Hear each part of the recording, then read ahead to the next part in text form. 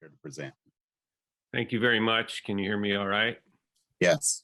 Thank you. I really appreciate the chance to be with you tonight. Thank you, council members, for your service and your attention. Tonight, we are asking you to resume the city's proposed annexation process that was begun 4 years ago. Tonight, we will outline resolutions to update the fiscal plans for each of the 8 areas adjacent to the city proposed for annexation, and then amendments to update the previously adopted annexation ordinances. Tonight involves no final votes, but rather is picking up where we left off in 2017 to update information, a step that is required because of the state legislature's precipitous interruption midway through that orderly process 4 years ago. As most are aware, a few months ago, the Indiana Supreme Court ruled that that interruption violated our state constitution, illegally targeting one community and interfering in our ability to manage our affairs. That decision by the court allows us to be here tonight to resume the process from the point at which it was interrupted. Now, annexation is a legal process to adjust a city's borders to reflect changes in population and development. We've done it many, many times in Bloomington's long history. Indeed, almost everyone living in Bloomington today lives on property that was once outside city limits, that was at some point annexed into the city. On our website, you can see detailed maps summarizing decades of annexation since 1950.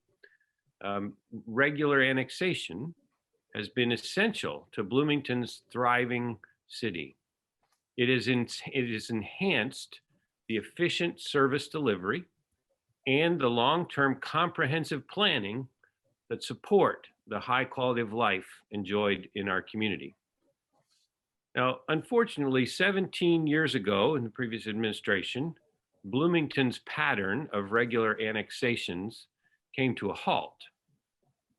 A generation of Bloomington kids have been born and will finish high school without any updating of our borders.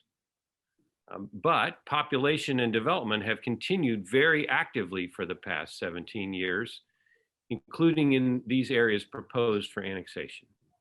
The residential density of these areas next to our boundaries, among other attributes, makes them often indistinguishable from the city. Put another way, our existing city boundaries are out of date. They no longer represent the on-the-ground realities of our community. And if a growing, thriving community doesn't keep our borders current, then disparities, inefficiencies, and imbalances arise. The proposed annexation will help right-size Bloomington, if you will, providing an urban level of services for urbanized areas and allowing our community of households and businesses to share and chart a common future.